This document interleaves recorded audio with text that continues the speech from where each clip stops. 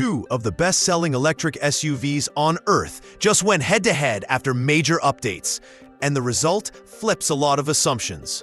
If you think the Tesla Model Y still runs away with it, stay right here.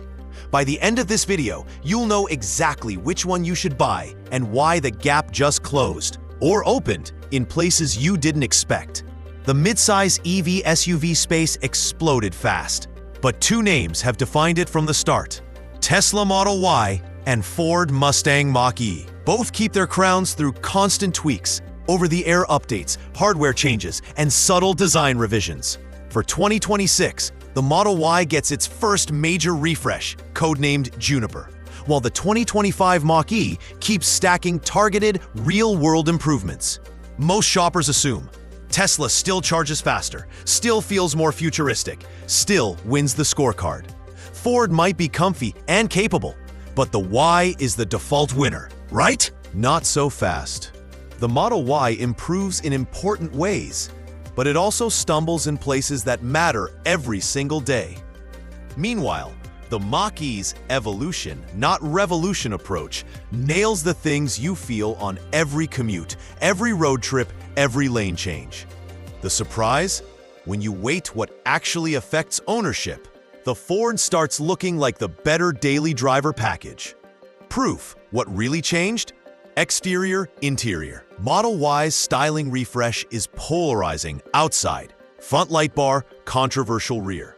But big step up inside. Richer materials, ambient lighting, two-tone trim, a small rear screen, oddly mounted low near your shins. Controls? Tesla deletes the shifter stalk in favor of a screen slider, with a touch backup overhead. Turn signal stalk survives. Most functions still buried in menus on the single center screen. Ride noise. New shocks make the Y ride acceptably well, a noticeable upgrade, and the cabin is quieter than before, often quieter than the Ford on bad pavement. Mach-E updates. No splashy midlife facelift, but smarter changes. A new steering column shifter stalk replaces the polarizing dial, freeing up real storage where the dial lived. Ford also upgraded the rear motor earlier, pushed updates for performance, cooling, charging, refreshed materials, cloth, contrast stitching, and keeps improving BlueCruise and infotainment via software. Tech and ADAS. The debate you came for: FSD Supervised versus BlueCruise. One promises more capability, the other delivers more confidence. We'll unpack that. Charging. Tesla's 250 kilowatt peak versus Ford's 150 kilowatt shows up in minutes saved at the plug, but real highway range at 70 miles per hour is identical. 252 miles for both in the same test window. Performance. On instruments, the Y is faster 0 to 60, 3.8 seconds versus 4.1 seconds. Quicker in the quarter, 12.2 seconds at 116 miles per hour versus 13 seconds at 104 miles per hour. And edges lateral grip and figure 8. But that's not the whole story of fun to drive. Value. The Mach-E starts around $3,600 less than a comparable all-wheel drive Model Y, and, as tested here, undercuts it by about $5,000, while also being more enjoyable to drive for many. You might think ride and seats are small details. They're not. They're everything you feel every mile. Let's start where it matters most: how they actually drive and feel. The refreshed Model Y finally rides like a premium SUV and crushes cabin comfort, while the Mach-E feels old. The Y improves a lot, but the Mach-E remains the more pleasant car to live with over distance, especially in body control and daily ergonomics. The Model Y's biggest mechanical update hides behind the wheels: new shocks. The old Y rode harsh. The new setup makes the Y ride acceptably well now. You'll notice fewer jolts and a calmer highway float, though big impacts still crash through. If you test drove a pre-refresh Y and said no way, try Juniper. It's better. But the Mach-E still dispatches bumps more cleanly and controls body motions better, which pays off in confidence and comfort over long drives. Noise and refinement. EVs accentuate road tire noise because there's no engine to mask it. Tesla has quieted the cabin meaningfully. On rough pavement, tire roar can still intrude, but overall, the Y is noticeably quieter than the Ford much of the time. If you're hypersensitive to cabin noise, the Y may please you more until you hit those larger impacts where its structure still feels less composed than the Ford's. Seats and long-haul comfort. Seats are your primary interface with the car. Small differences equal big fatigue differences. The Mach-E seats are softer with more give, especially in the rear. They feel built for hours in the saddle. If you road trip with family or rideshare friends, the Ford's cushions may earn more compliments. The Y feels airier and more spacious overall, but its seats aren't as plush. Space and packaging. Numbers matter when you haul people and gear. The Model Y is better packaged. Bigger frunk, more cargo with seats folded, and a hidden underfloor bin. Rear seat room feels airier too.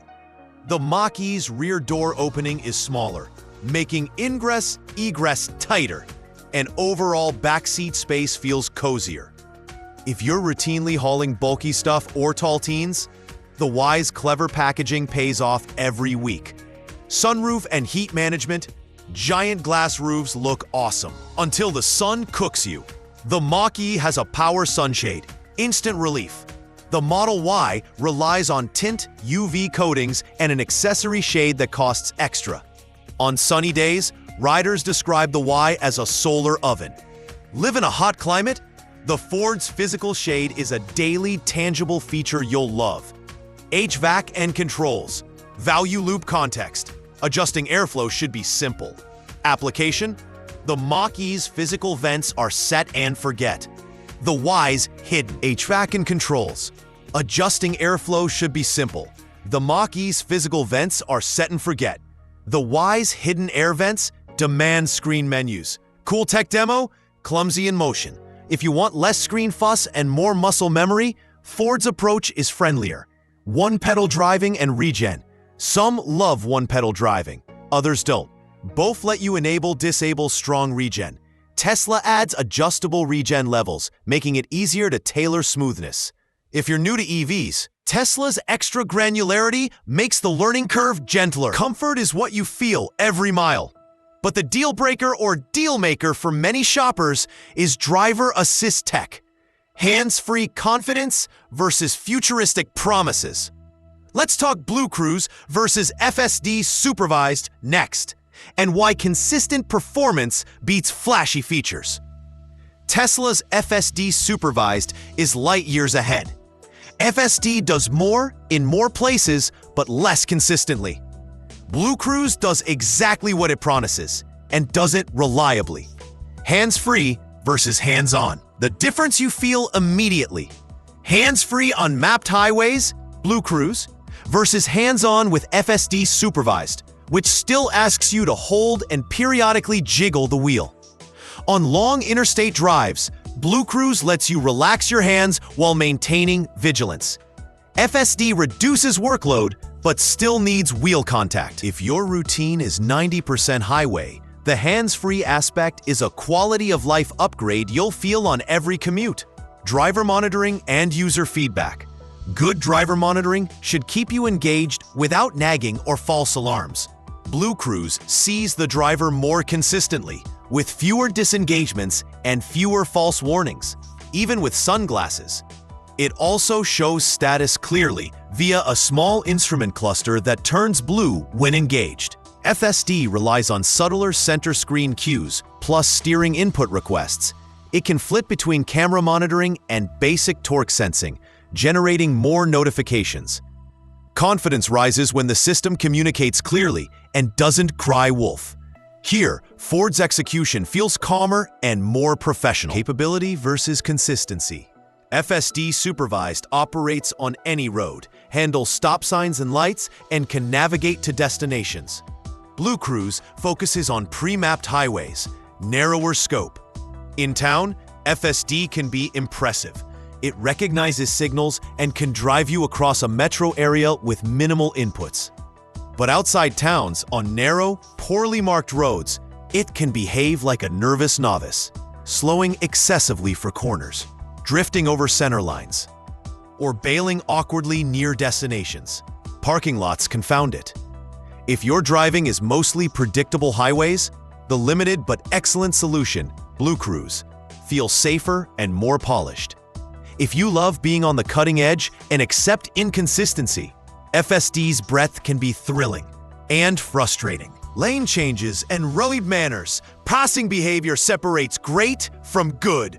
Both systems initiate lane changes automatically to pass slower traffic and return. BlueCruise is better about moving the car back where it belongs after the pass. Small moments of polish add up on road trips. Ford's restraint feels more human and less beta. Infotainment and daily tech. Your phone ecosystem matters. Mach-E supports Apple CarPlay and Android Auto. Tesla does not. Tesla's single landscape screen is slick but menu-heavy. Both cars rearrange dock apps based on usage, which is maddening when you're driving. The Mach-E's portrait screen keeps more functions in view and adds a multi-function nod for volume, temperature, seat heat. If you live in CarPlay AA, Ford is the obvious fit. If you prefer Tesla's integrated ecosystem and can live without phone mirroring, the Y's UI still feels futuristic. If a bit cluttered, now it runs dozens of apps. Parking and visibility. Cameras prevent dings. The Mach-E offers a 360-degree camera. Tesla sticks to a pixelated heat map visualizer instead of true surround view. If tight garages and parallel parking are in your life, the Ford's See What's There approach is easier and more reassuring. Tech is great, but EV buyers live and die by charging time and real highway range. The next part separates myths from measurable minutes. Tesla still dominates public charging and road trip range by a mile. The network advantage has shrunk. Real 70-mile-per-hour range is identical in this matchup, but the Model Y still charges noticeably faster. Network and planning, the biggest historical Tesla edge. Supercharger network plus excellent route planning. That advantage is smaller now. The network is open to other brands. The Mach-E needs a $200 adapter, but once you have it, superchargers become your default highway plan. Ford's built-in route planner has also improved, closing the gap to Tesla's. If charging anxiety kept you from non-Tesla EVs, this is the reset. Infrastructure parity is much closer than before. Peak power and time at the plug. Peak kilowatts equals how fast you load miles at a DC fast charger. The Model Y peaks at 250 kilowatts. The Mach-E peaks at 150 kilowatts. In the same window, the Y adds 36 more miles every 15 minutes. Over a full stop, that's minutes saved and less time pacing the rest stop. If you road trip frequently on DC fast charging, Tesla's faster charge curve is still a material advantage. Time is time. Highway range reality. EPA range is one thing. Constant speed road trip range is what you live. At 70 miles per hour from 100% to 5%, both cars cover the same distance.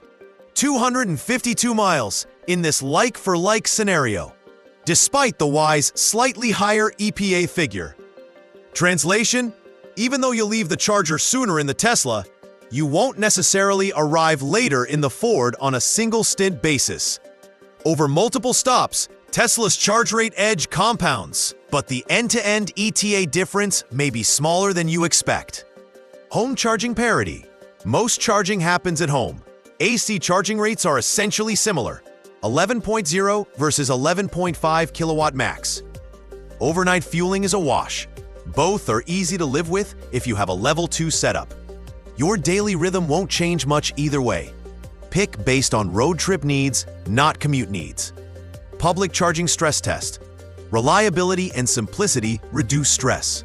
Using the supercharger network with an adapter is simple on the Mach-E and native on the Tesla. Other networks are improving, but still inconsistent in some regions. If you crave frictionless highway stops, Tesla still sets the gold standard experience. now more shared. But the speed delta remains its ace. Rehook. Okay, minutes saved are real. But what about raw speed, grip, and stopping? And then, what does all of that cost? Time to weigh performance numbers versus price value, and name a winner you can feel good about. If the Model Y wins at the track and charges faster, it must be the better buy. Numbers are one chapter.